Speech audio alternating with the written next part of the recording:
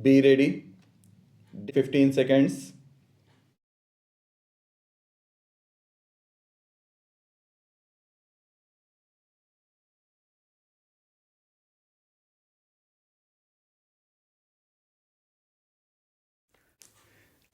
The honorable member who has just spoken has dealt with certain wider questions which appear to me to go beyond the scope of the present bill, which is a short bill before the House. The House will remember that when this commission was appointed, they were entrusted with two tasks. One was to examine the whole income tax procedure and suggest ways and means to avoid or prevent evasion in future. Secondly, they were to examine specific cases which were referred to them. What the honorable member has been saying really refers to the first part, that is the wider question.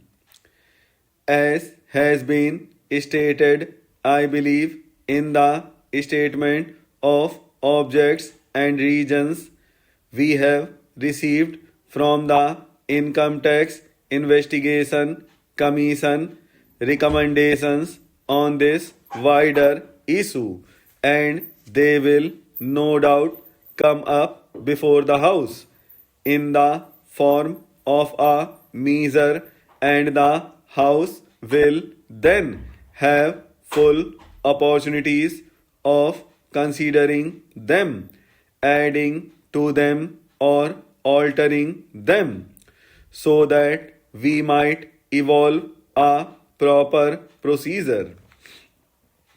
The sole question before the House now is what to do with the inquiry part of the Commission's work with regard to certain cases that were referred to them. Now I would beg the House to remember that this is not a roving inquiry. This inquiry has been confined to a certain number of specific cases referred to them up to a certain date. No further cases can come up before them. Apart from that, a fair number of all the cases that have been referred to them has been disposed of, and a large number still remains, and this bill is limited to those particular cases and none other. It does not affect the larger issue, and obviously the larger issue cannot be considered in the form of amendments to this particular bill, which is meant to give an opportunity to the Commission of Inquiry to complete its task in those specific cases which have been entrusted to it. This matter would normally, of course, have been dealt with by my honorable colleague, the Finance Minister. Unfortunately, he is not here, but I should like to inform the House that next only to the Finance Minister, I have taken a great deal of interest in the work of this commission, more perhaps than any other of my colleagues. Of course, the finance minister will be better able to deal with it. I have also been fairly closely connected with the matter in the sense that I have attached great importance to this work, and I have occasionally had talks with the members of the commission to find out how they were getting on. May I say that the criticism that has been made, I think, yesterday by an honorable member about the rather sorry result of their laborers appears to me totally unjustified. I feel their laborers have resulted in very substantial and very good results.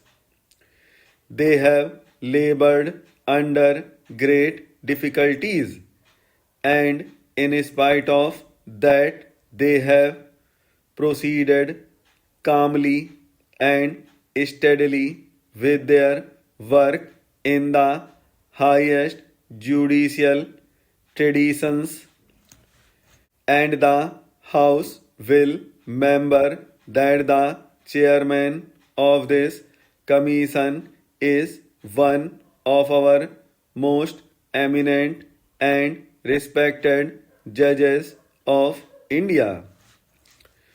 We attached great importance to the fact that a commission of this kind must have men of the highest ability and integrity, and we were fortunate in finding such a man in Mr. Vardachari. Anything interested to a judge of that high standing with his lifelong experience of the bench is bound to be carried out in a judicial manner. The House can be sure of that. In fact, possibly if delays have occurred, as they have, partly they are due to the fact that the commission and the chairman are anxious to preserve every type of judicial procedure and not to do anything which might even give procedure and not to do anything which might even give any suspicion of hurrying through and not giving that opportunity which should be given. If the House could see the decisions that they have given, they are tremendously long, 70, 80 or 100 pages. They have carefully given every opportunity and have come to certain decisions. Most of these decisions also, I would like the House to remember, are ultimately by consent. Now the difficulty in dealing with such matters through, let us say, the income tax department, which is the normal way of dealing with them, has been that they cannot deal with them both judicially and at the same time informally. They have to be formal. Their rules govern them, and the people concerned do not like that particular process. They do not welcome it. They do not go there easily unless they are compelled by law to go there.